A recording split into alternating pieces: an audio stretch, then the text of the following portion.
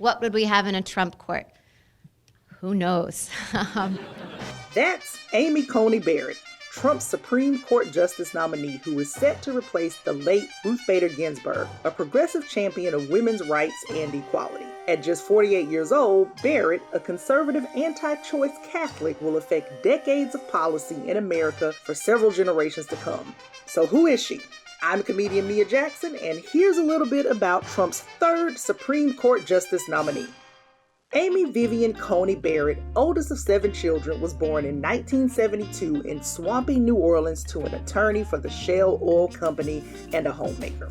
Barrett graduated magna cum laude from the liberal arts Rhodes College in Tennessee in 1994, just 1 year after Ruth Bader Ginsburg took her seat in the highest court of the land.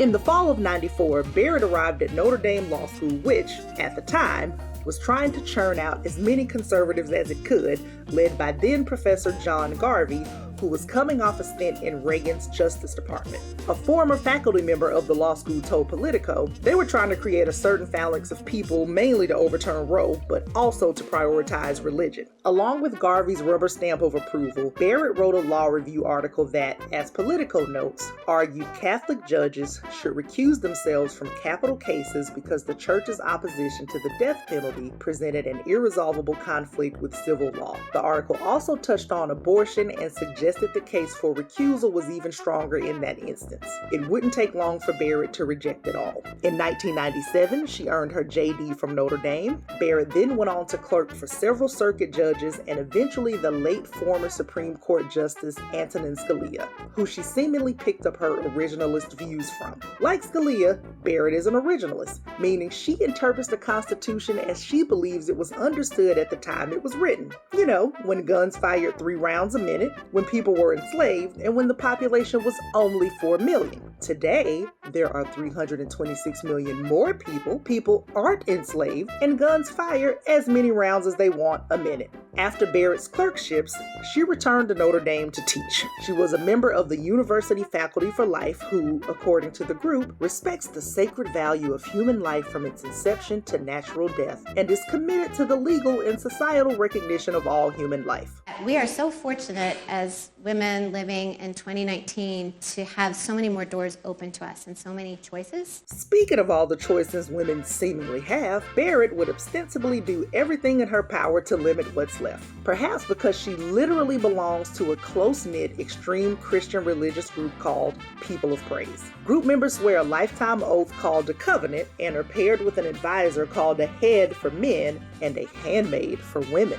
Although the latter moniker was abandoned after the Atwood scribe Handmaid's Tale took off. When she's not hanging out with her definitely not an occult buddies, she's doing things that would seemingly make them very proud. In 2013, marking the 40th anniversary of the historic Supreme Court ruling on Roe v. Wade, Barrett spoke at a Notre Dame campus event. Notre Dame magazine says, Barrett spoke both to her own conviction that life begins at conception and to the high price of pregnancy and burdens of parenthood that especially confront women before she asked her audience whether the clash of convictions inherent in the abortion debate is better resolved democratically. Just a few years later in 2015, she signed on to a letter which deeply opposed marriage equality.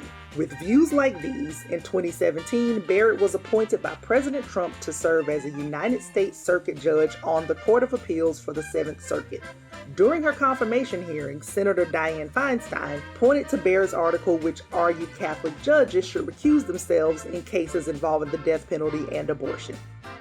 The dogma lives loudly within you, and that's of concern. Barrett was confirmed, and although her stint on the bench has been short, she's already considered 2 abortion cases and ruled against abortion rights in both.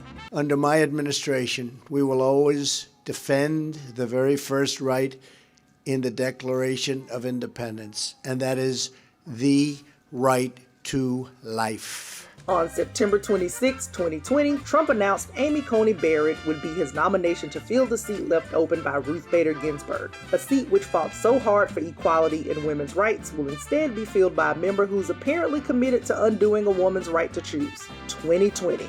It's lit.